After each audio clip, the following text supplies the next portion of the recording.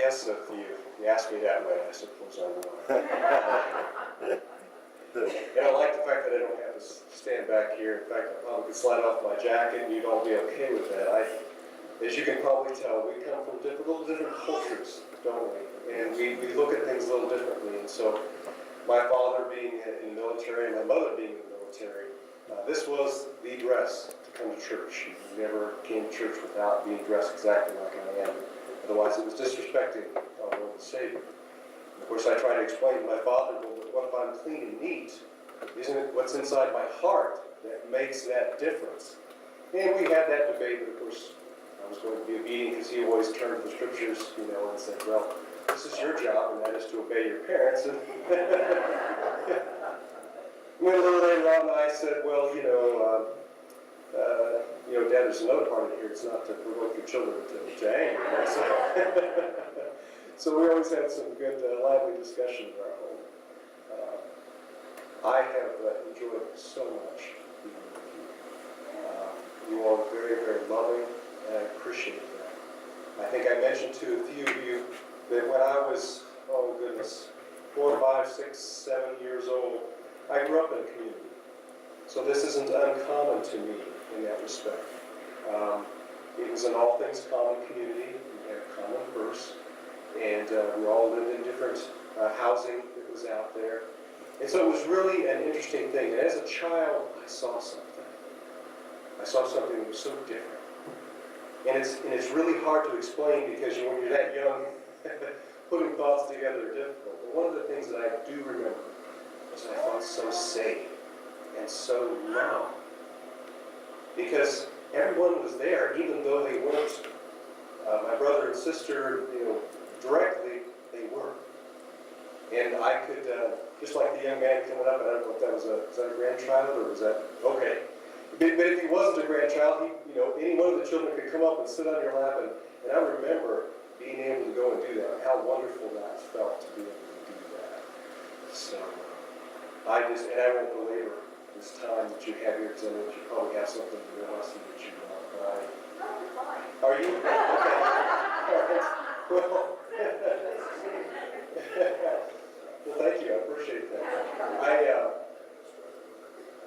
Yeah, that's right. Well, I get picked on a little bit, okay, because sometimes I'm afraid I'm a walking encyclopedia, and I certainly don't mean to be. When I learn something, I love to share whatever is given to me. It's just kind of like the Spirit. When the Lord rests His Spirit upon you, don't you want to share that with everyone? And when you really walk in that Spirit, you just want to, total strangers, you could just walk up to and share and give them that love. And so for me, knowledge, I believe, is a gift. And so if there's any little thing I might know, I certainly want to share it with someone. So brother Fred's always kind of reining me back. Now, don't go too far off into the weeds here. Don't tell them how to build the atomic clock. Don't tell them how to do anything over here. The gospel is really so simple. It is. But there are details in that. And they kind of help us understand, helps us shape what we see and what we perceive. There's a lovely little thing I like to do with kids. Have you guys ever done a line of truth and perception? Well, I love to do this with the children. I love to get them up front. And I tell them about a line. I put like a hymnal down here and a hymnal down here. And I tell them this is the line of truth and perception. And what I do is I get them up here and I say, you know what this word perception means? It's a huge, big word. What does it really mean? Does it mean the truth? And we go through this little session here. And it's really more for the adults than it is for the children.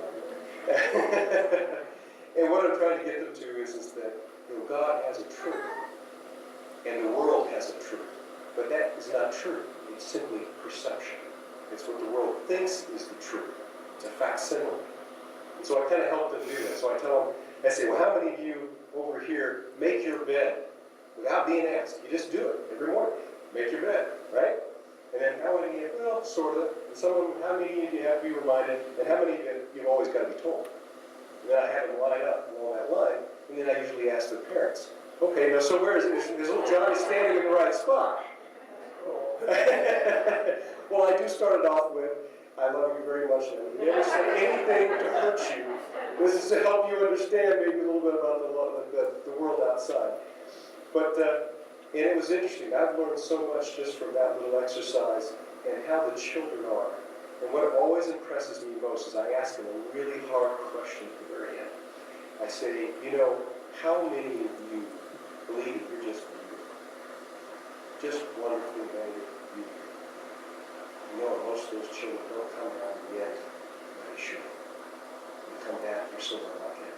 So it's my joy to take them down here and I read to them out songs. Tell them what God says. And that's the really thing. What does God say?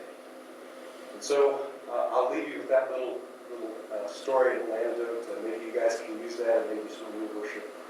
But I'd love to see the smiling faces of the children you have here. I know I'm a stranger, so I haven't really approached them. But I'd love to see their joy, and the play was just absolutely wonderful. A lot of ministry, a lot of growth that I see out of those children being able to do that and to perform and to serve. So thank you so much. I hope to get to know each one of you.